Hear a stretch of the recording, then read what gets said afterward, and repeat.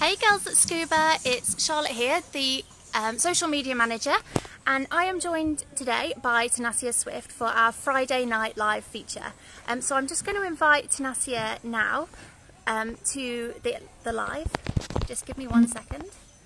So if you joined last week, we were joined by Lisa McIntyre. Also, like Tanasia, she lives in New York City. So we call it, oh, here's Tanasia. Hi.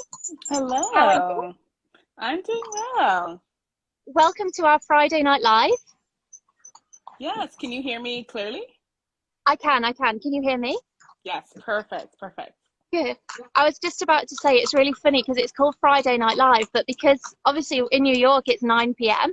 But here in Indonesia it's 10 a.m. So it looks kind of funny because behind me it's very sunny and bright. But, Yes. yeah. I'm How sorry. are you? I'm doing well. Like as mentioned, it's 9 p.m. here in New York, so it's a little dark. I'm like in my room right now, so can't complain. It's Friday night, ready for the weekend. Yeah. Oh, good. And is it nice and like cold and Christmassy starting to feel in New York? Yeah, definitely. As the holidays kind of like it's right around the corner, we're basically gearing up for the holidays and pretty cold. It's in the 50s right now, so I'm hoping that Oh, folks who are chiming in are in warmer places. But yeah.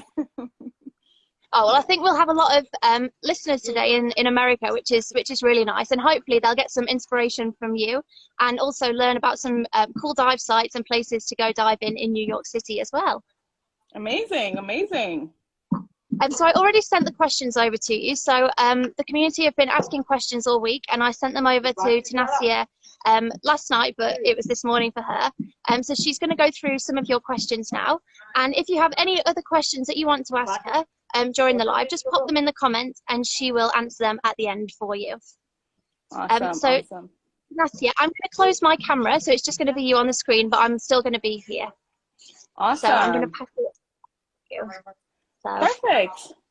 Okay. Well, see you soon. See you when you've finished. Awesome. See you soon. Okay.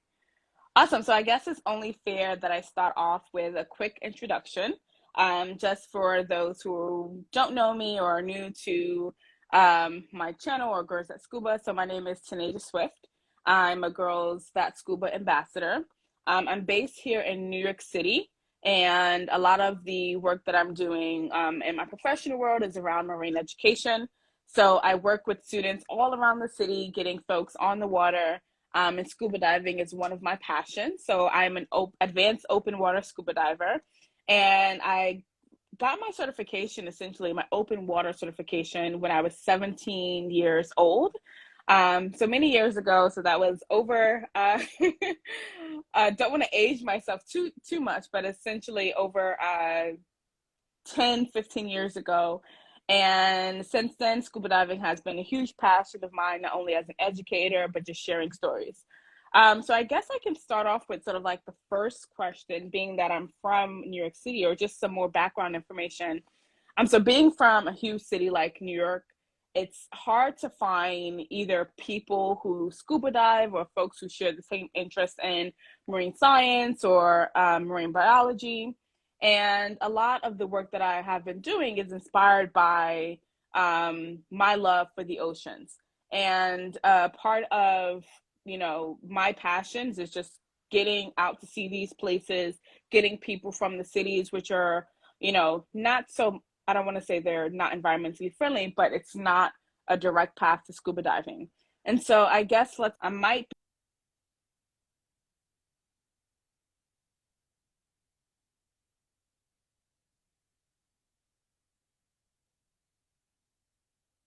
as being a city girl, what drew you to the ocean?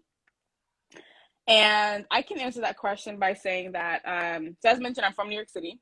I grew up predominantly in Brooklyn, so Bed-Stuy. For those who don't know what Bed-Stuy is or where it is, it's basically, I think, Biggie Smalls and Jay-Z kind of like, really spoke highly of Bed-Stuy. So it's a little community in Brooklyn.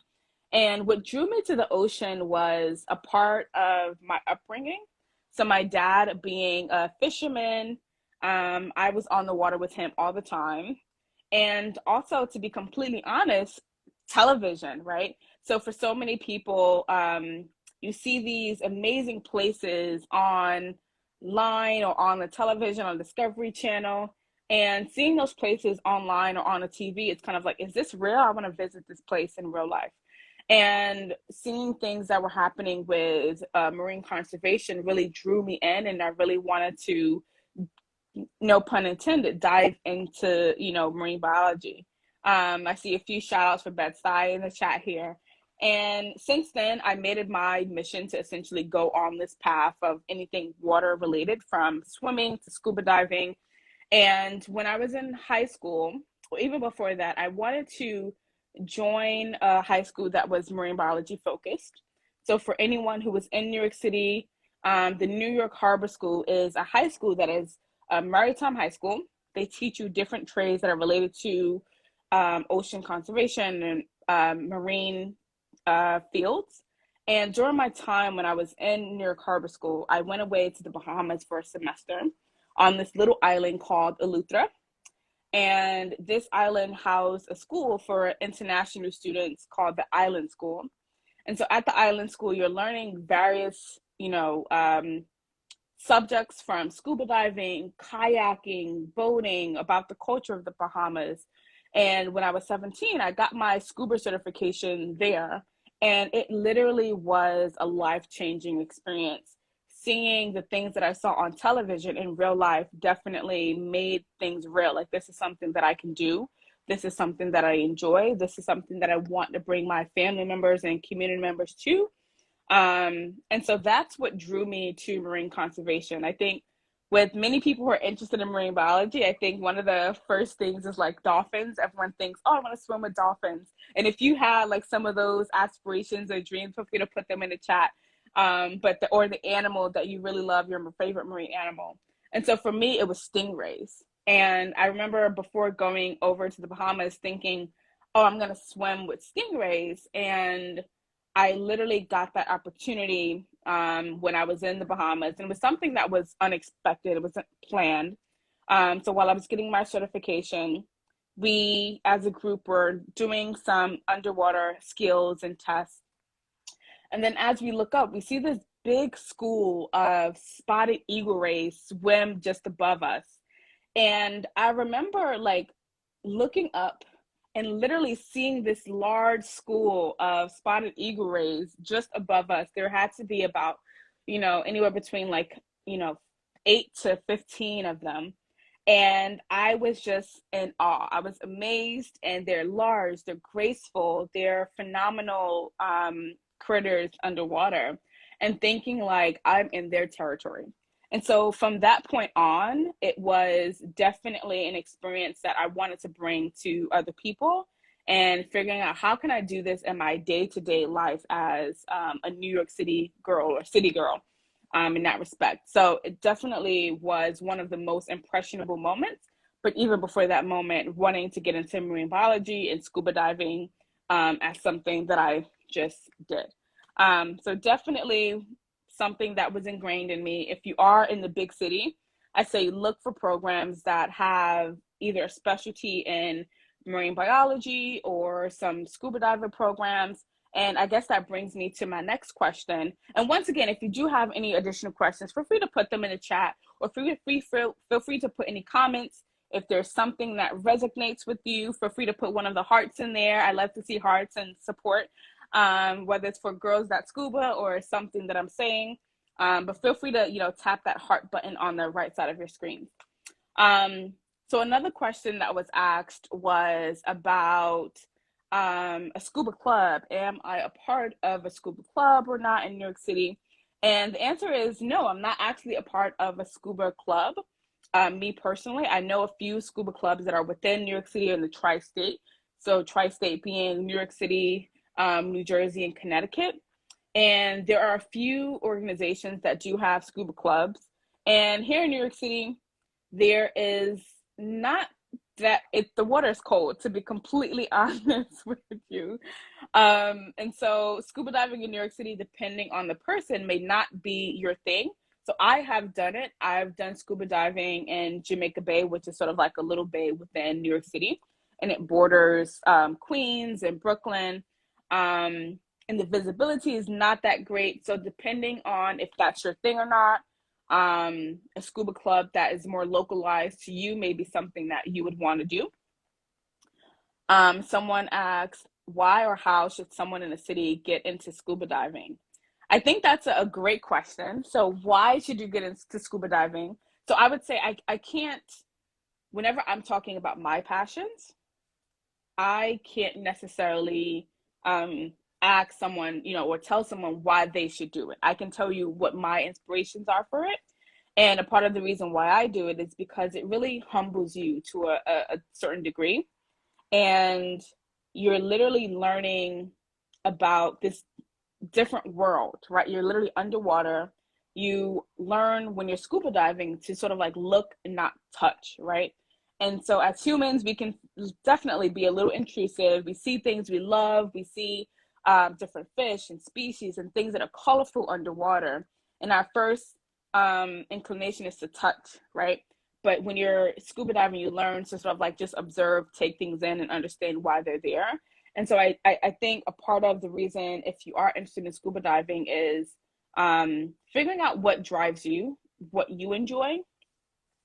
And it definitely brings a humility to you as a scuba diver, especially being in this new world. And being in the city, it's sort of like this calm, quiet world being underwater. Sound moves so fast underwater to the point where you can't tell where a sound is coming from. And that differs from like city life, where everywhere you go, there's sound around you, whether it's like people or the subway or cars or traffic. So a very new world. And I think that's something that, like, if you are interested, you can definitely chime in and see how it works for you. Another question that I have is, do you love sharks? And definitely you, Teresa, you love sharks. So I think that was another reason why I got into scuba diving. And so sharks can be these really intimidating animals, and various species kind of get a bad rep for the most part, like Jaws and the great white shark being a species that is not necessarily, it's a species that, how can I say, is definitely misrepresented, or just sharks in general. I absolutely love sharks. I actually have a shark tattoo. And I'll tell a quick story. So when I was in the Bahamas getting my scuba certification, a part of the program that I was a part of was picking either a swimming track or a running track. So every morning when we would do our morning exercises, you would either swim or you would run as a part of your daily curriculum. And there was one particular day when, we'd swim in the same lagoon and we swim around the island. Eleuthera, once again, is a very relatively small island. And we're doing our morning runs. It's at the top of the morning around 6 a.m. And as we're jumping in to go head in the direction where we're swimming, I essentially overhear one of my instructors saying, "Oh, there's a shark that just passed by." And it literally freaked me out. I'm not gonna lie. It was something that was definitely unexpected. But once you're underwater with a shark, whether it's something that is planned or unplanned, it's one of those things where you see the beauty of this organism that is so strong, so powerful, that it literally just makes you want to respect this animal. And for the most part, I'll end it there, but definitely sharks are one of my favorites, animals in the entire world. I love hammerheads, and it's so sad that, a lot of the species of sharks are now declining. But yes. Yeah, someone also shouted out NAB. So the National Association of Black Scuba Divers have 3 clubs in the tri-state area. So a part of the reason why I also do the work that I do is for, getting people who come from my background, who look like me, who relate to me, who are either from the city, Black young women, or even just being from the city and they want to learn to scuba dive. Join NABS. That's another, organization that's really cool. You get to learn with different people who have similar backstories or just like have a similar interest to you. So definitely look in your area, depending on where you're from, to see if there are any scuba clubs. Try them out and see if it works for you. I think scuba diving can be a very social activity. So doing things with people you love is always a great thing. Do I know of any groups that go on scuba vacations? So I guess there are a few, like me personally, I do have a few, being in the marine world, I do have a few friends who are scuba divers. One of my friends who might actually be on this live, Brianna, I don't know if you're here, Brianna, but I saw you comment a little while ago. I think once again, I would reiterate, you know, finding people who enjoy the same things as you is definitely always great. And so Brianna and I, we just went to Florida a couple of weeks ago, I guess at this point, and did, you know, some certifications out in Florida, which was amazing. Um, so yeah, find your niche. I feel like there's no one answer that fits for everyone. But find what you like, find what you enjoy, find people who you enjoy doing it with, and people who, you know, really can make your time fun scuba diving. So another question that we have here is, how do you deal with the cold? Do you dive with a dry suit, or do you brave the cold in a wetsuit? So me personally, I prefer to dive in warmer waters. So usually a lot of my scuba diving is done either overseas, somewhere international. So like the Caribbean is where I've done most of my scuba diving. So Bahamas, Aruba, Mexico, Turks and Caicos, so various places where there's warm water. When I did go scuba diving, or when I do scuba diving in New York, it's cold water for the most part. So I do usually stick with a wetsuit. If I had to, I would prefer not to use any suits at all.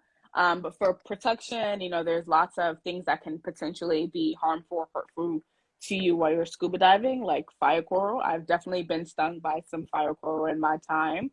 Um, so choose what's right for you. Me personally, I would prefer to either do a bathing suit or some thin layer. But I think I'm also more comfortable in colder waters than anything. Like just an example, I went to Cabo and did a dive in Cabo, Mexico, and literally just had a 3 mil wetsuit. And there's depending on where you go, there's this thermocline, so where the weather or the temperature changes really rapidly. So as we essentially started to descend, it goes from this warm water to just really cold in the matter of just like seconds, or just in an instant. But I was perfectly fine. I would say, you know, figure out what works best for you in that case. Okay. All right. So I'm going to go back and see if there are other things or other questions. I'm just scrolling through. Forgive me here if it takes me a while to go back. Brianna, I see you're in the live, so shout out to you for that. Where in Florida did you go? Yes, I went to the Keys. So we essentially went to do, I did my certification, one of my certifications in the Keys, so Florida Keys, and it was absolutely phenomenal. I think one of the things that when it comes to the ocean and scuba diving is that things are sometimes unexpected, right? So you can go somewhere warm and expect for great weather. And so we were fortunate to have a few days of really great warm waters. The water was calm, great visibility. And then within a number of days, the waves started to become a little choppy. And especially, I think one of the things that you learn with scuba diving, and it's sometimes always a team effort, right? So when you're going scuba diving with a buddy, um, and if you're comfortable with scuba diving in choppier waters where the current is strong, that's fine, but it's not just about you. So scuba diving does definitely teach you a lot about teamwork and reading your partner. And so in this particular instance, there were some people who were feeling really seasick on the water. So there were some days where the weather wasn't so great, and we had to kind of like end a little bit early, but nonetheless, very, an amazing spot to go scuba diving. So that's the Florida Keys. Another question that I have in the chat is, what's the coolest thing you've seen while scuba diving? So I think I've definitely, let's see, I'll slow down a bit. I feel like I'm talking really fast. Excuse me, I don't do many Instagram lives for the most part. But the coolest thing that I've seen while scuba diving probably all pertain to either sharks and rays, honestly. So the first story that I told was basically when I was in the Bahamas getting my open water certificate and seeing a school of spotted eagle rays above me. That definitely was a feeling of just like nostalgia. I bring that story up whenever someone speaks of, you know, your favorite scuba moment. Um, but I think generally my favorite moments are those that are unplanned, right? The ocean is a place where animals are living. You know, you might not know if there's a shark around the bend or around the reef. And so having those moments that are definitely like unplanned are, you know, some of my most favorite moments, because that's not something you can go to a zoo or an amusement park to see. It just happens. So all of those are definitely some of my favorite moments. Let's see. What is something you would love to see while diving that you haven't seen yet? That is a wonderful question. I think, let me think about that for a second. Something that I haven't seen that I would love to see.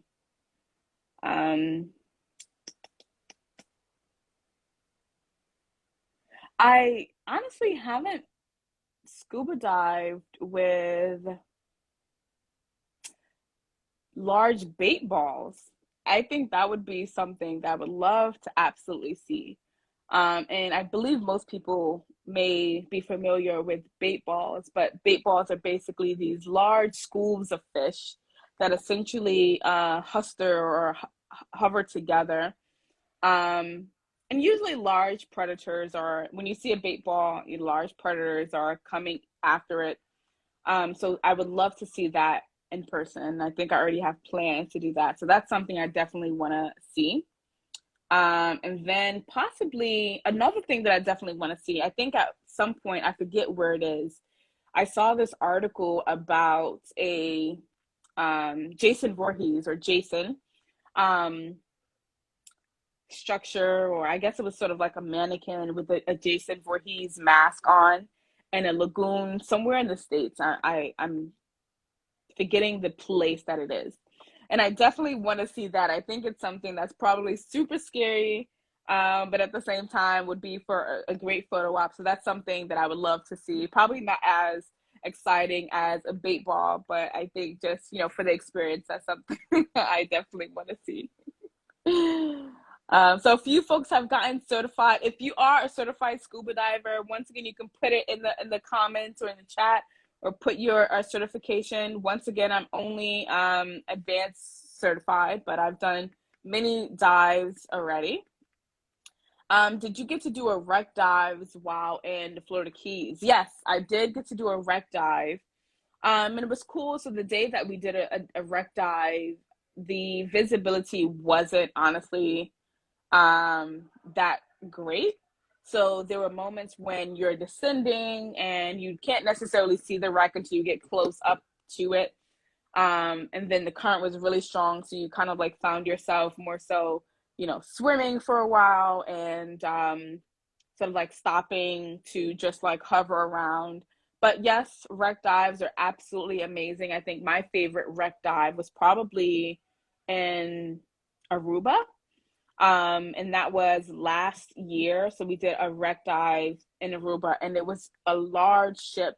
So literally just taking one tank to do one dive, and was phenomenal. You kind of get to see like the ins and outs of the wreck and kind of like putting the pieces together of what this ship either used to look like, or, you know, what people were doing on this ship. So it kind of like it brings a story to the location.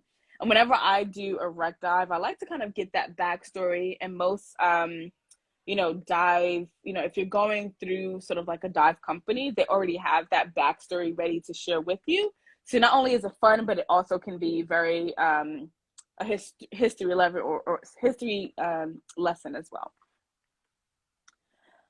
Where's your favorite place to dive? So my favorite place to dive, I say this, you know, kind of like as a city girl, but my favorite place to dive is probably the Bahamas. Um, or Mexico. Oh, now I don't know. So I definitely got my certification in Bahamas. So I've done most of my dives over, I want to say 10 to 15 dives in the Bahamas. And I've done a couple of dives in Mexico as well. But I would say Bahamas, possibly because of the warm waters. And it's also one of those locations where, for the most part, visibility is going to be great. So literally you can do a dive and see very far. So visibility is great. Sometimes I don't use a wetsuit depending on if I, where I'm going, if I know the area. So definitely one of my most, places that mean a lot to me. Okay. So some of you already have done dives with bait balls. So that's pretty cool. So how many dives have I logged? So I will be completely honest in saying that I'm not sometimes the greatest person at diving, logging my dives. But right now I have between 20 logged dives, and I want to say 25 or so that are or 20 that are like unlogged or so. So those are, once again, I'm gonna switch back and forth between sort of like my Instagram live and a few questions, just so I can make sure that I get.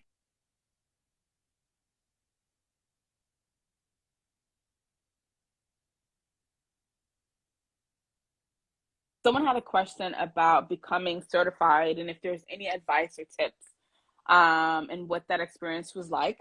So I remember, so my last certification, once again, is having an advanced open water certificate.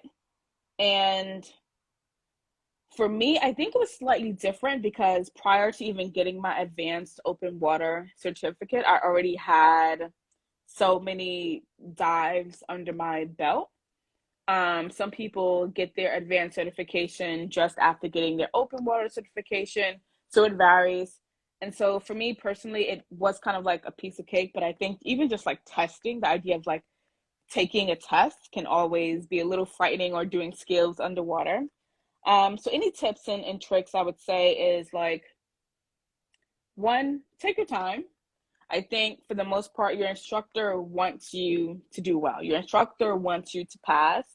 And then with anything that you're doing that requires concentration, just like take your time, One of the things that I feel like I am always trying to improve on is probably, I would say, my navigation. And so for me, navigation was something that I knew how to do, but it's like one of those things where it's kind of like, oh my goodness, now that you're under pressure, your instructor is like looking at you, use this compass. Am I gonna mess up? Am I gonna like lead my group astray? So take your time, trust in your skills. You received your certification for a reason. And any, I guess, additional tricks I would say is just like, you can take your time to read through your coursework. So if you've done your coursework online, which I think most people are doing online now, those, resources and courses are always there to help you. So feel free to go back, review, take your time to read through the things, and whether it's, navigation or buoyancy, there's some things that are great to review as you're reading, and some things that are better to do in water. And if you're feeling a little uneasy about taking your certification course, I would always say you can sign up to do like a pool session, right? So I think there's sometimes this unspoken rule, like if you're advanced certified, or if you're, you've had so many dives under your belt, pool certification is beneath me, or pool certification is for folks who are just getting into, or excuse me, pool sessions are for folks who are just getting into scuba diving. Don't believe that, do what you feel you're comfortable with. I've gone scuba diving with people who have been certified for years.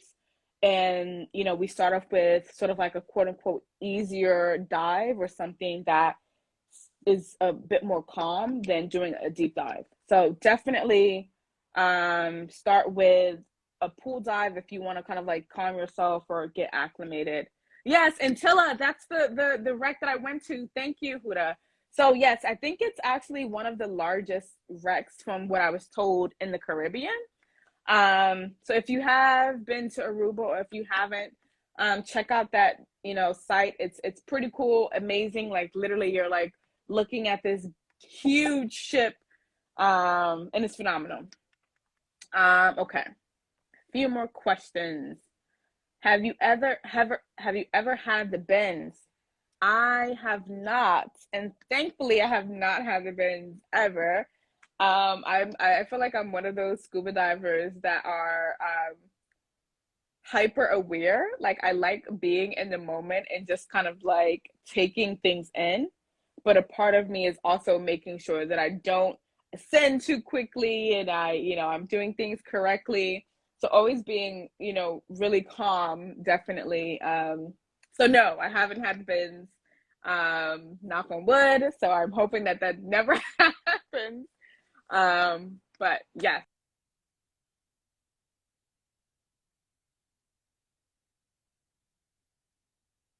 Have is about my role as a marine educator. And what is that? What does it mean? So as a marine educator, in a nutshell, is basically someone who teaches topics surrounding either marine ecosystems or marine biology. There are various subjects within marine biology. And so the work that I do, quick plug, is I work for the 𝗵𝗃𝗀𝗋 Oyster Project. So if you are within the US or even New York City, feel free to look up 𝗵𝗃𝗀𝗋 Oyster Project on Instagram, or 𝗵𝗃𝗀𝗋 Oyster on Instagram. And we are restoring reefs through New York City through public education initiatives. And so my role there, I work with students all around New York City. Yeah, if you love oysters, feel free to put, like, I think there's an oyster emoji. So I want to see those oyster emojis in the chat.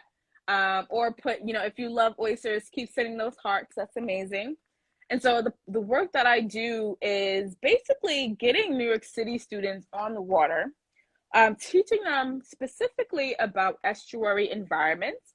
And an estuary is basically a body of water which has brackish, or what I mean by salty and sort of like fresh water. It's a mix.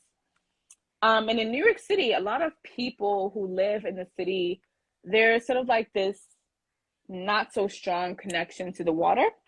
And for some, it's pretty strong. For some, it's sort of like this language, or not language barrier, but a curve. And so part of the work that I do is teaching them not only about oysters, but teaching them about the work that we do, how they can get involved. I definitely use my experience as a scuba diver to share those passions with New York City students. And I feel really strongly about, people who are from urban environments getting in the water, trying something new, getting into their environment, and specifically just like learning, just learning and figuring out what your niche is. Everyone doesn't have to do the same thing. And so I think I have the privilege of getting to do something that I love. I get to be in water almost every day for the most part, even though, as mentioned, New York City's waters is a lot colder than some of the places that you're from. Oh, one of the things that I would love to know is sort of like where you're, listening in from. So if you're from the US or Brooklyn, New York, the UK, India, Sri Lanka, wherever you're coming from, feel free to put that in the chat as well. So shout your neighborhood out, shout your state, your country, whatever. That'd be great as well.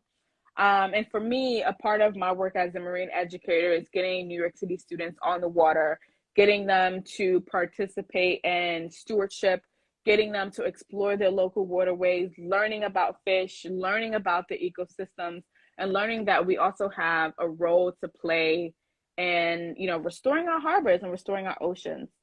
So someone's from Brooklyn. Shout out, Superfood Town. Thank you. Yes. So those of you who are from the US, shout out to you. I think I saw Indonesia in the chat as well. The chat is kind of like moving a little fast, so I'm trying to like get all of them in. And yes, 𝗵𝗃𝗲𝗍, someone else is from 𝗵𝗃𝗍𝗍 is chiming in. And yeah, definitely the children are our future. I feel like even when I was growing up, I wasn't the most environmentally friendly just because I didn't necessarily know that, the habits or practices that I was doing is wrong. But that doesn't mean that this work isn't for you and that you can't do it. Someone is chiming in from Cabo, Mexico, one of my favorite spots. So shout out to you. But yeah, once again, I think it's a great thing to have city students and people who are in sort of like more dense populated areas get into sort of like water education or an environmental field, whether it be scuba diving or another realm. So back and see if there's some more questions. So just bear with me to say.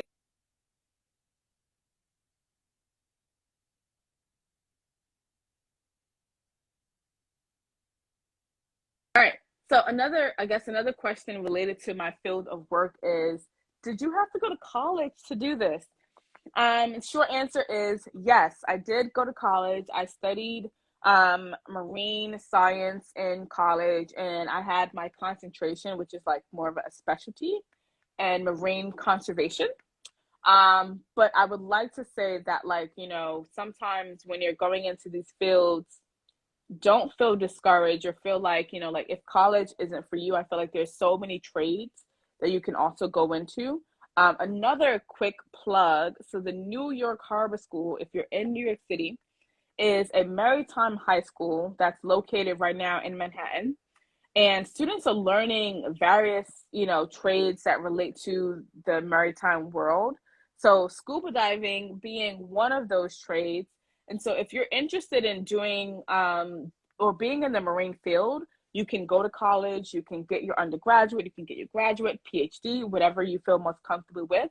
But there are also many trades that you can do if, college is just not for you, to be completely honest.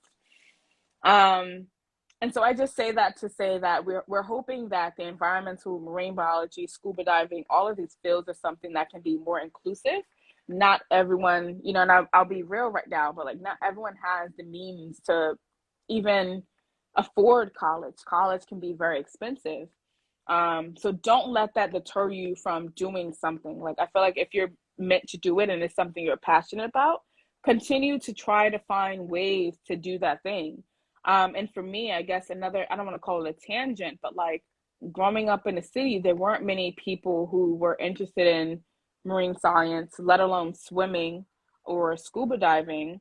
And it can definitely feel very isolating if you're growing up in a city environment, and you're like one of the only people in your neighborhood who knows how to swim or enjoy being in the water, who enjoys being on boats. And you can easily be pulled in sort of like, I want to say, different directions. But stand by what you're passionate about. I would just say that. Stand by what you're passionate about. You can find clubs or people who enjoy the same things as you. And definitely, like, don't let that deter you, whatever those challenges are. One of the pieces of advice that I got, was just because it's hard doesn't mean that it's not for you, or doesn't mean that you can't do it. So continue to find those things or a route that works for you. And yeah, New Yorkers sometimes just don't trust the water. I think New York City is a very different environment just because there are lots of things that we can do better with our environment. New York City has a very strong history of having sort of like polluted waters. And so that's another reason why scuba diving is not so big in New York City. It's not only because it's cold, but because it has a history of pollution, to be completely honest. And so different organizations and individuals, and as we continue to do better for our environment, we're getting towards, a place where we have cleaner waters, and having these interactions with the water, becomes something that is just natural for us, but we're just not quite there yet.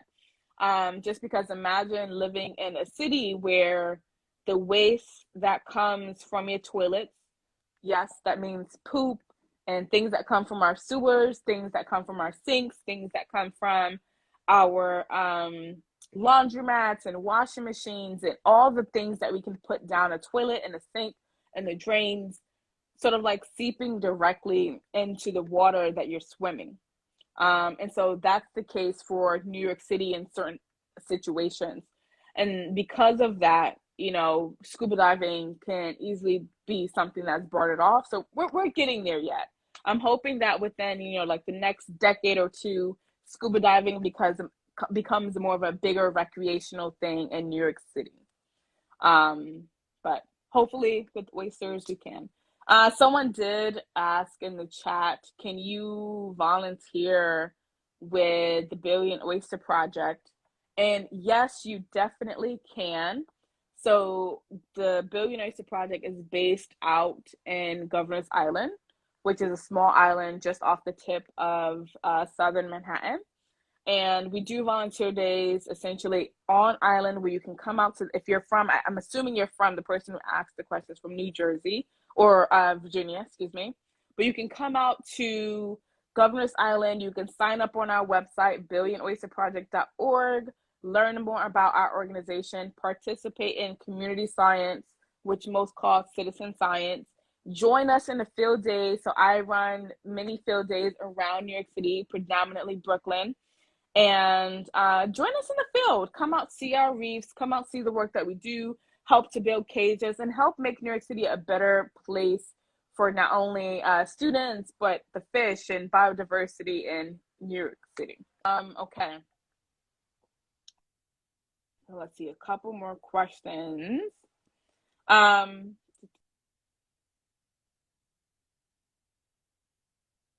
What are my plans for the future? I feel like we only have about, you know, less than 20 minutes here on this live. But what are my plans for the future? So relatively, I feel like I'm still young. So just FYI, I'm about 31 years old.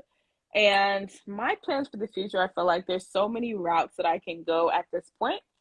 So I guess I'll name some of the things that I want to do. And one of the things that I think I definitely want to do is create some sort of, whether it be a nonprofit or a program where, you know, urban youth, not only from New York City, but different big cities, are doing sort of like a study abroad program. They're getting more in touch with water and marine education. And I want to do that partially because it's definitely left a huge impact on my life. As I mentioned, I got my certification when I studied abroad in the Bahamas, and doing that definitely felt like a huge success for me because coming from the city, that's not something that you think of or something that you think can be obtainable. And so I definitely want to create sort of like a program or some sort of nonprofit that gets more urban youth to the waters, whether it's in their local environment or overseas, doing scuba diving or education or science or data collection. So that's a goal of mine. I also want to possibly get into policy.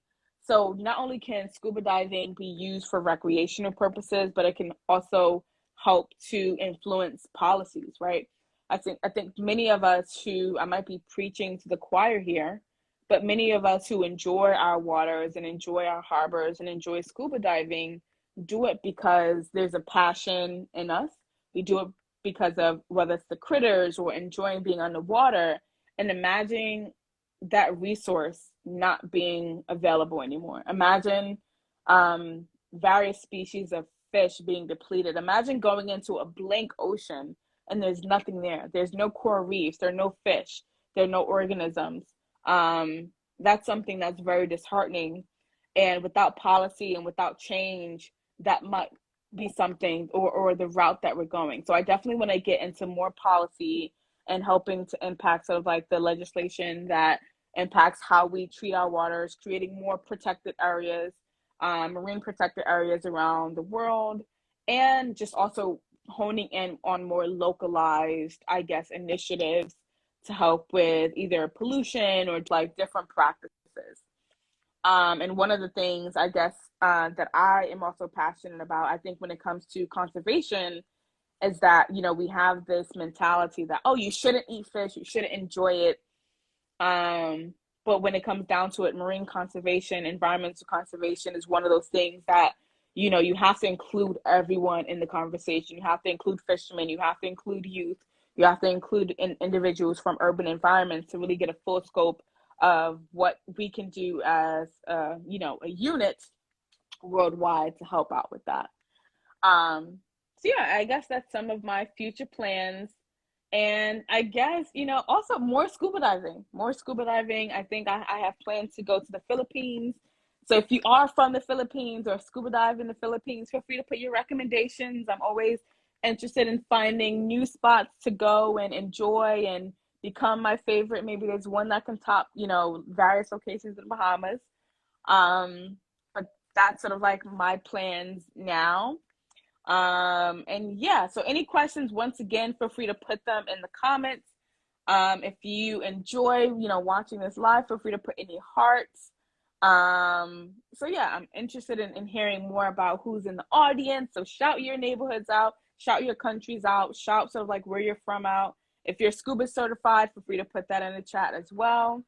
Let's make this interactive.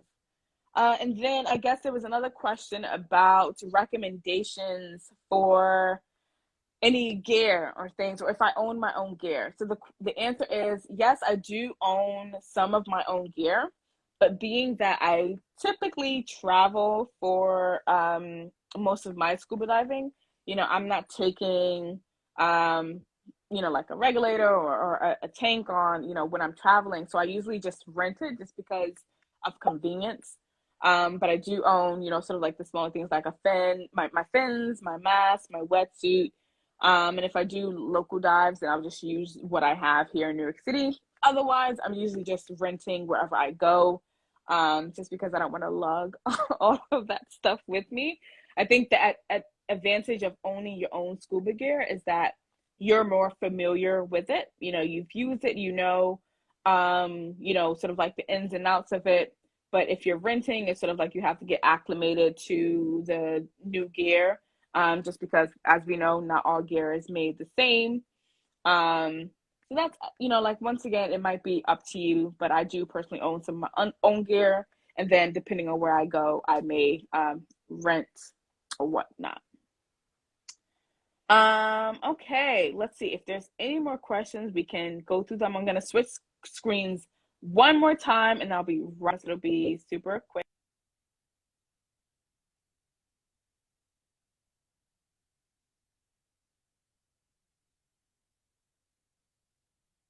Right, okay. So I think those were all of the preset questions that we have. I see some folks are from Vancouver, so shout out. So that's pretty.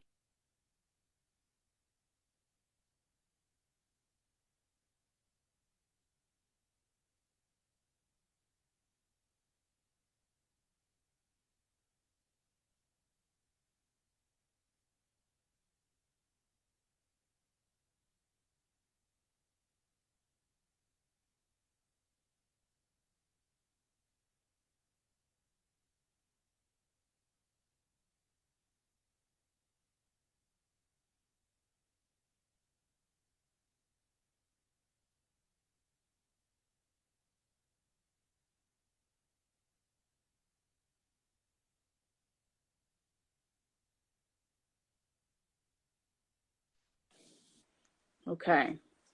All right, so I think I accidentally left the live, but I guess with that said, I'll end up wrapping today's live session. Shout out, I think someone's from Connecticut, so shout out to you. Any more questions or last minute questions, feel free to put them in the chat. Hello from Brazil. Hello, hello, hello. Thanks for chiming in. And if you're interested in learning more about me or the work that I do, or just like even just chatting and becoming friends, feel free to, you know, follow me on Instagram. And you can always, you know, ask questions that are in my chat, or, you know, like things that I do, whether it's the Oyster project or open water swimming or scuba diving. So yeah, let's become scuba buddies, and let's get this world more scuba certified. So that's great. And with that, I think I'm gonna end today's live. And thank you so much, Hi. girls at Scuba. Hello, hello. Oh, sorry, I'll just let you carry on with what you were saying. Yeah. So I was just, shouting everyone out and thanking them for joining. And feel free to let me know if there are any questions that I haven't gotten to in the live today. I think I can speak for everyone when I say that was so inspiring. And I saw when I was scrolling through the questions as well, so many people were saying, oh, I've learned so much. And I know I, for one, have now put Aruba, Mexico, and the Bahamas at the top of my bucket list. You've been to so many exotic places for diving, and it's so nice to hear all your plans that you've already accomplished and everything that you've got in line for the future as well. So you said you've got a Philippines trip coming up. Mm-hmm. Have you got any idea yet where in the Philippines you're gonna go to, or are you still looking for recommendations from the community? Still looking for recommendations. So if you have any recommendations, feel free to let me know. So you can either put them in the chat now, or Charlotte, if you know any, I'd love to know, or even just put them in my DM. So definitely looking for a spot or just a place where there's lots of scuba diving in the Philippines. Yeah. Definitely. Well, what I'm going to do, I'm going to post this live onto the feed as well. So if anyone has any recommendations for the Philippines, or if you've missed the live and want to catch up with the beginning of the live, then it's going to be on the feed. So you can watch that whenever you want to. So thank you so much, Tanasia, for joining us. It's been brilliant and a great start to my Saturday morning, and obviously a great start to your weekend in New York. Yes, definitely. Thank you all for having me. And I might just for the entertainment, I might also just post another one of my I don't post too many of my videos or things. I'll probably post one of my dives in New York City, just so that folks can see what it looks like and sort of get that feel. Yeah, definitely. Thank you. Yeah, and if you're not already, please go and follow Tanasia. Her Instagram handle is 𝗧𝗵𝗃𝗍𝗂524. So it will also be on the feed as well, so you can just click on her link and give her a follow, and I'm sure you'll continue to be inspired by her journey. Yes, thank you. I think it's a two-way street. Everyone here has inspired me. So thank you all. Have a great morning and a great day. Perfect. Bye, Tanasia. Bye. Bye.